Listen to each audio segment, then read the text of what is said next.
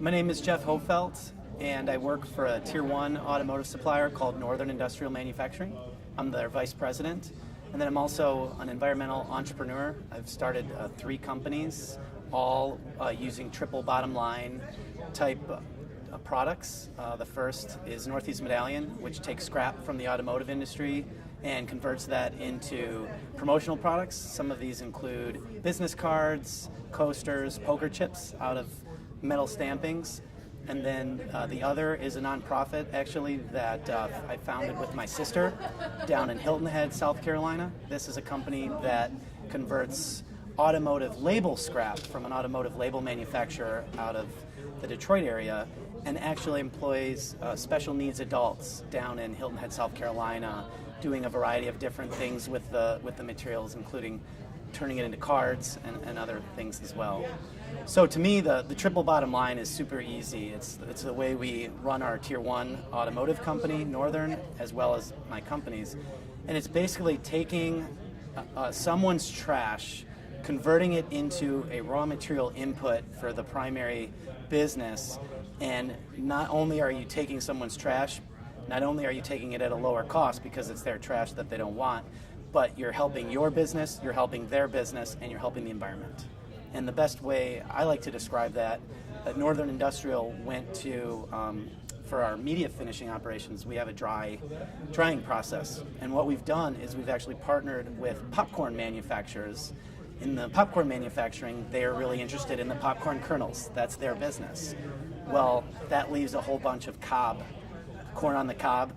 The cob is what's left. And what these companies have done, instead of paying money to take that out of their operation, they actually chop it up into little pieces and sell it. They actually make money to me.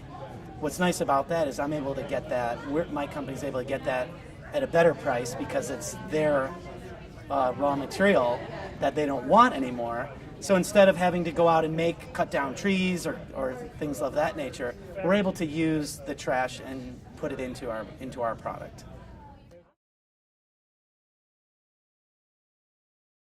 So today's forum, and really all of the forums, one of my favorite parts of the events is the people who are actually attending the events. I do learn a lot from the presentations, but oftentimes the presentations can be very narrowly tailored, and if it's not a perfect fit, it can sometimes be off message for exactly what I'm trying to get out of it. But one of the great parts about today's event is I was able to meet so many incredible people that are not only going to help me with the Northern Industrial business that I run, but it's also going to help me in some of these entrepreneurial ventures, including somebody who's willing to partner with me in one of my ventures. So the people aspect of it's been great, and just being exposed to different ideas and different terminology has been tremendous. Yeah, it goes without saying, it's all about sharing of ideas and spreading of networks and expanding of networks. But I think what it also comes into play is the whole circular economy. And I would have liked to hear a little bit more on circular economy. I was talking a little to Mike about this, but the speaker at the end kind of summed it up, is when you look at the amount of worlds that we're going to be consuming as a population, eventually we're going to have to get into a rhythm of, instead of things going to landfill or things being burned into the air, of using our output, even as a household, using that output into somebody else's input. The example being your just generic plastics. The question was asked by someone in the audience, why don't we have a plastic melter right here in Detroit that takes the tons and tons and hundreds of tons of plastic bottles being generated here? We've got a Pepsi bottling plant right in the area. Why not have all of those bottles that we're currently either throwing away or very inefficiently recycling being dumped into like a bottle meltdown? And if we could start thinking that way as communities, you could have bottling areas popping up in each urban area.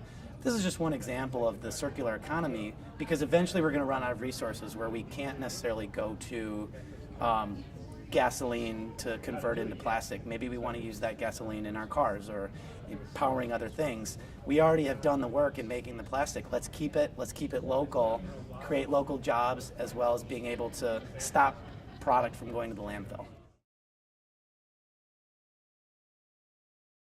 Of course, yeah. Yes, I would. I'd be happy to attend the event.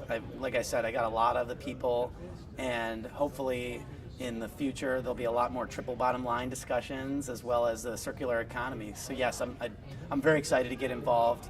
I was one of the founding charter members of Reuse Opportunity Collaborative Detroit, which has got a very similar initiative as what you guys are doing, and it's just a great, worthwhile experience and a good cause, and it makes good business sense.